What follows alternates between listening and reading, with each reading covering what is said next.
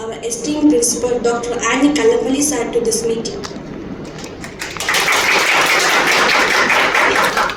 Next, I welcome our head of the department, Jitu ma'am, and the coordinator of the event, Rita ma'am, to this meeting. And also, ask this opportunity to welcome all my lovely mates to this wonderful event. Today, we come together to share ideas and work towards meaningful goals. Thank you for being here.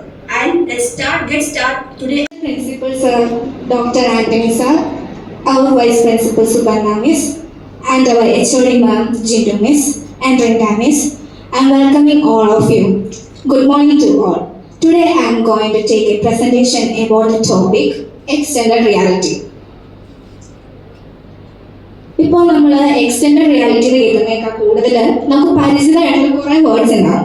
അതിൽ ഏറ്റവും മെയിനായിട്ട് വരുന്നതാണ് visual reality, augmented reality, visual reality, mixed reality.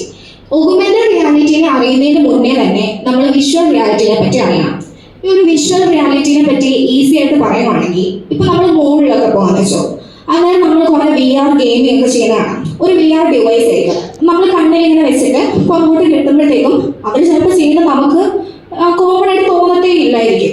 അവരവിടെ ആ ഒരു ഗെയിമിങ്ങിന്റെ വേൾഡിൽ നിന്നിട്ട് അവർ ചിലപ്പോൾ ബോക്സിംഗ് ആയിട്ട് ചെയ്യുന്നേ, ചിലപ്പോൾ ഗെയിമിംഗ് ആയിട്ട് ചെയ്യുന്നേ, അങ്ങനെ ആ ഒരു ലൊക്കാലിറ്റിയായിട്ട് ബന്ധപ്പെട്ടായിരിക്കും. അവരപ്പോൾ നമ്മുടെ ആ ഒരു വേൾഡായിട്ട് ഒരു ബന്ധവും ഇല്ലായിരിക്കും, വേറൊരു വേൾഡിൽ തന്നെ ആയിരിക്കും. ഇനി ഓഗ്മെന്റഡ് റിയാലിറ്റി വരുമ്പോൾ AR overlays digital information onto the real world, enhancing our perception of reality. Think of Pokemon Go. നമ്മൾ ക്യാമറ വെച്ച് ഒബ്ജക്റ്റ് ഡിറ്റക്ട് ചെയ്യും. ആ ഒരു ഒബ്ജക്റ്റ് ഡിറ്റക്ട് ചെയ്യുമ്പോൾ എക്സാമ്പിൾ പറയണമെങ്കിൽ നമുക്കിപ്പോൾ കാലിയായ ഹോൾ കിട്ടുക. അപ്പൊ നമുക്ക് ഒരു കോർണറിലും ഒരു ഫർണിച്ചർ ഇപ്പൊ നമുക്ക് എന്താ സെറ്റ് ആകണമെന്ന് അറിയത്തില്ല. അങ്ങനെ ആകുമ്പോഴത്തേക്കും നമ്മൾ ഒരു ക്യാമറ ഡിറ്റക്ട് ചെയ്യുവാണെങ്കിൽ ഇന്ന സ്ഥലത്ത് ഇന്ന ഫർണിച്ചർ ആക്ട് ആകും, അല്ലെങ്കിൽ ഇങ്ങനെ നമുക്ക് സെലക്ട് ചെയ്യാൻ പറ്റും. ഇനി മിക്സഡ് റിയാലിറ്റി വരുവാണെങ്കിൽ ഇപ്പൊ വിഷ്വൽ റിയാലിറ്റി നമ്മൾ VR ഡിവൈസ് യൂസ് ചെയ്യും, VR ഹെഡ്സെറ്റ്. അങ്ങനെയാണെങ്കിൽ മിക്സഡ് റിയാലിറ്റിയിൽ മൈക്രോസോഫ്റ്റ് ഹോളോലെൻസ് ആയിട്ട് നമ്മൾ യൂസ് ചെയ്യുന്നത്. ക്യൂബ് കാണുന്നതെന്നുണ്ടെങ്കിൽ അവിടെ 3 ഡയമെൻഷനിൽ ക്യൂബ് കാണാൻ പറ്റും. ഇനി നെക്സ്റ്റ് വരുന്നത് XR spectrum, augmented visual and mixed reality. അതിനുശേഷം advances in XR hardware and enabling technologies. ഇവിടെ നമ്മൾ പൊതുവെ പറയുന്നത് ഞാൻ ആദ്യം പറഞ്ഞ VR headset. Advancements in display technology such as higher resolution and wider field of view are enhancing user experience. നമുക്ക് ഈ ഒരു വിഷ്വൽ റിയാലിറ്റിയിലോട്ട് പോകുമ്പോൾ നമ്മുടെ യൂസറിന് വൈഡ് ആയിട്ടൊരു എക്സ്പീരിയൻസ് കിട്ടാൻ വേണ്ടിയിട്ട് ഏറ്റവും ഹെൽപ്ഫുൾ ആയിട്ടുള്ള ഒന്നാണ് ഈ ഒരു VR ഹെഡ്സെറ്റ്. നെക്സ്റ്റ് വരുന്നത് sensors and tracking. Improved motion tracking and spatial awareness technologies are enabling more natural and immersive interactions. നമ്മൾക്ക് ഈ ഒരു VR ഹെഡ്സെറ്റിൽ കുറെ സെൻസേഴ്സ് കൊടുത്തിട്ടുണ്ടാവും.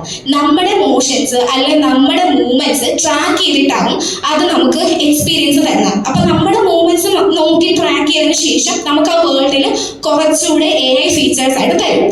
അടുത്തത് processing power. More powerful processors and graphics cards are supporting complex XR applications and realistic graphics. നമുക്കിവിടെ powerful ആയിട്ടുള്ള പ്രോസസ്സേഴ്സും graphic കാർഡ്സും ആയിരിക്കും use ചെയ്തിട്ടുള്ളത്. എന്തിനു വേണ്ടിയിട്ടാണ്? XR ആപ്ലിക്കേഷൻസിനും റിയലിസ്റ്റിക് ആയിട്ടുള്ള ഗ്രാഫിക്സ് കിട്ടാൻ വേണ്ടിയിട്ട് ഫാസ്റ്റർ ആയിട്ടൊരു ഇന്റർനെറ്റ് കണക്ഷൻ നമുക്ക് കിട്ടിയിരിക്കും. Next, transforming industries with XR applications and use cases. First one, construction. VR and MR are used for visual walkthroughs, training and design visualization, enhancing project planning and collaboration. ഈ ഒരു VRും MRും കൂടുതൽ use ചെയ്യുന്നത് visual walkthroughsനും അതുപോലെ തന്നെ design visualisation, training, അതുപോലെ തന്നെ നമ്മുടെ project planning ഒക്കെ എൻഹാൻസ് ചെയ്യാനുമാണ്. ഇനി health care. XR technologies are used for surgical training, patient education and rehabilitation therapy, improving outcomes and patient care. നമ്മൾ ഹെൽത്ത് കെയറിലൊക്കെ യൂസ് ചെയ്യുന്നത് സർജിക്കൽ ആയിട്ടുള്ള ട്രെയിനിങ്ങിന് വേണ്ടിയിട്ടും പേഷ്യൻ്റ് എഡ്യൂക്കേഷനിലും പിന്നെ റീഹാബിലിറ്റേഷൻ തെറാപ്പിയിലും ഒക്കെ യൂസ് ചെയ്യുന്നുണ്ട്. Next retail. AR allows visual try-ons, interactive product displays, and personalized shopping experiences, enhancing customer engagement. കസ്റ്റമറിന് apt ആയിട്ടുള്ള രീതിയിൽ കസ്റ്റമറിന് ഇഷ്ടപ്പെട്ടിട്ടുള്ള പേഴ്സണലൈസ്ഡ് ഷോപ്പിംഗ് ഒക്കെ അലോ ചെയ്യുന്നുണ്ട്. Next, education.